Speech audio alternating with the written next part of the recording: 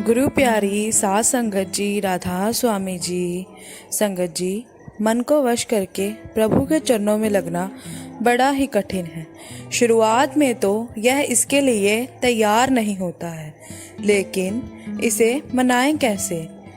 एक शिष्य थे, किंतु उनका मन किसी भी भगवान की साधना में नहीं लगता था और साधना करने की इच्छा भी मन में थी। वे गुरु के पास गए और कहा कि गुरुदेव, मन लगता नहीं है और साधना करने का मन होता है।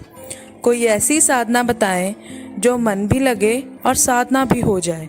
गुरु जी ने कहा, तुम कल आना। दूसरे दिन वह गुरु के पास पहुंचा तो गुरु ने कहा, सामने रास्ते में कुत्ते के बच्चे हैं, उसमें से 2 बच्चे उठा ले आओ और उनकी हफ्ता भर देखभाल करो।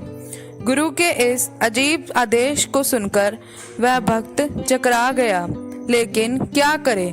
गुरु का आदेश जो था, उसने 2 पिल्लों को पकड़ लिया, लेकिन जैसे ही छोड़ा वे भाग गए। उसने फिर से पकड़ा, लेकिन वह फिर भागे। अब उसने उन्हें पकड़ लिया और दूध रोटी खिलाई। अब वह पिल्ले उसके पास रमने लगे। हफ्ता भर उन पिल्लों की ऐसी सेवा यत्न पूर्वक की कि अब वह उसका साथ छोड़ नहीं रहे थे।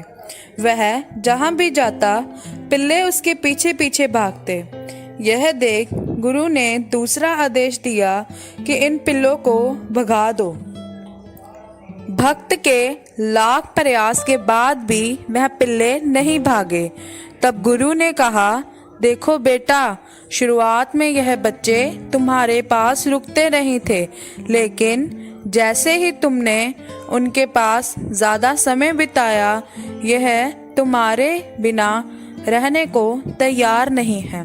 ठीक इसी प्रकार खुद जितना ज़्यादा वक्त भगवान के पास बैठोगे, मन धीरे धीरे भगवान की सुगंध आनंद से उनमें रसता जाएगा।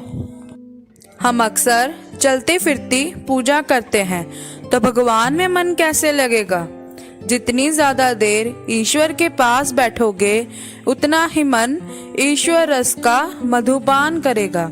और एक दिन ऐसा आएगा कि उनके बिना आप रह नहीं पाओगे। शिष्य को अपने मन को वश में करने का मर्म समझ में आ गया और वह गुरु आज्ञा के भजन सिमरन करने चल दिया। बिन गुरु ज्ञान कहाँ से पाऊं। संगत जी, आपको यह साखी कैसी लगी, कमेंट कर जरूर बताएं और लाइक भी करें। और ऐसी और रूहानी साखियाँ सुनने के लिए हमारे चैनल को सब्सक्राइब करें। राधा स्वामी जी।